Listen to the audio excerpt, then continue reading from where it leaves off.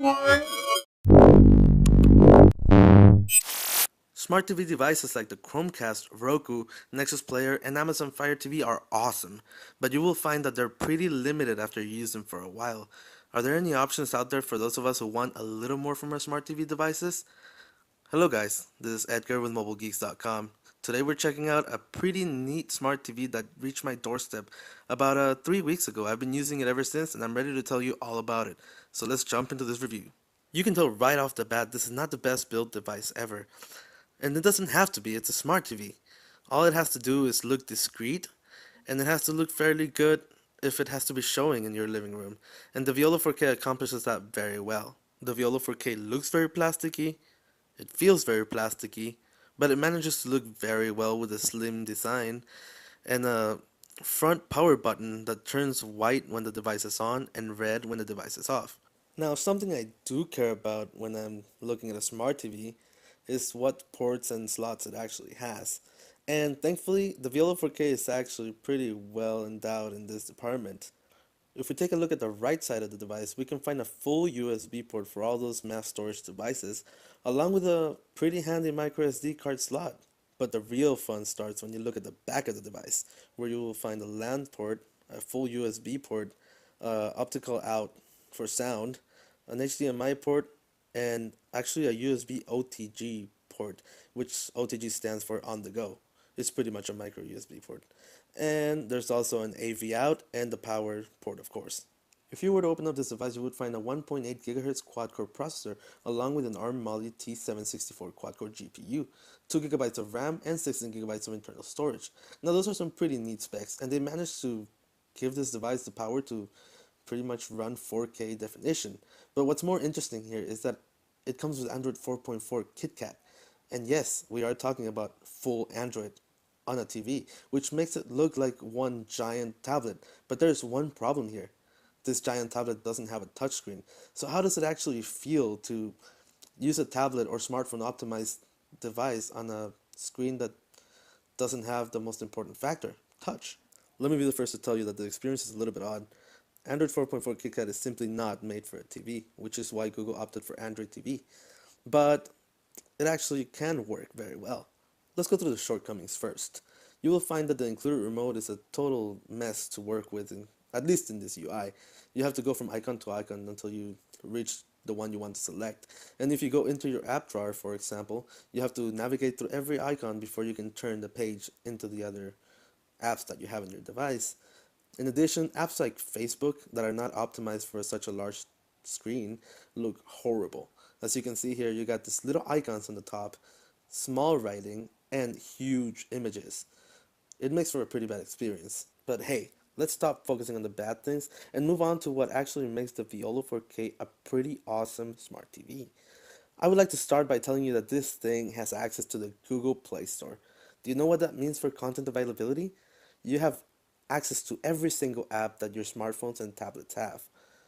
And you can also access the Chrome browser, which means any service that doesn't have an app will be right at your fingertips.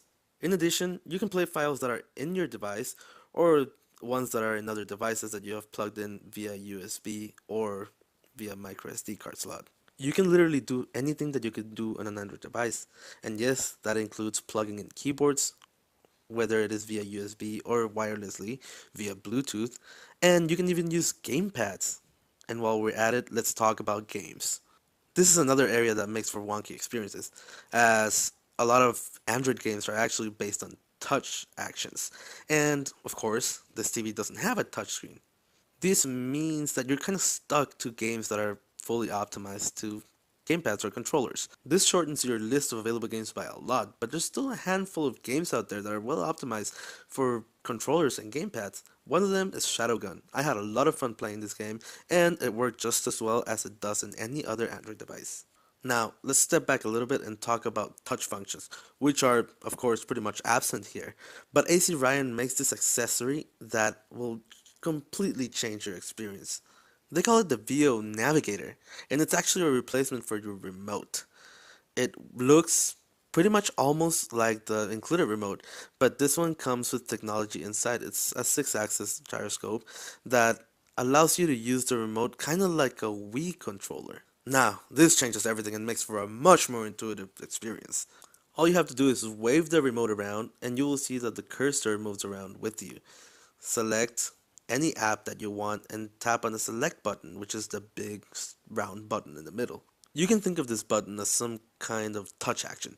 You can simply tap it to open an app or select anything within an app, or you can press and hold, and it would be like a tap and hold in any tablet.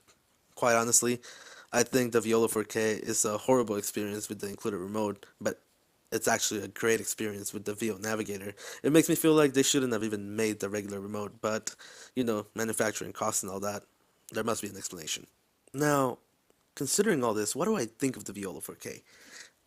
It's a great device. It has a lot of content, unlimited content pretty much. Anything you can find on an Android device, you can find on this thing. And anything that an Android device supports is supported by this thing.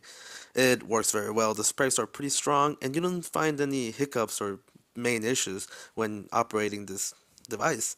The thing here is that it is priced pretty high. This thing costs $299, which is triple what the competition charges for their devices. This would be the Nexus Player and the Amazon Fire TV. And this is why I can't tell you with a straight face to buy this one instead of, say, the Nexus Player or the Amazon Fire TV. It's simply way too much money. I would recommend the Veoloe 4K to those of you who want to have a fuller experience, though. If you have been thinking about maybe putting together an HTPC to have more features, more access to content, then this would actually be a pretty good solution. And for $300, you can't really go wrong. I mean, you would have probably bought a computer that costed at least $500 anyways. And this offers you pretty much everything that you might be asking for. And that will be everything for today, guys. I'll leave you here and I'll drift off into the weekend and enjoy my Veoloe 4K. Thank you guys very much for watching. Once again, this is Edgar with MobileGeeks.com. Have a great day.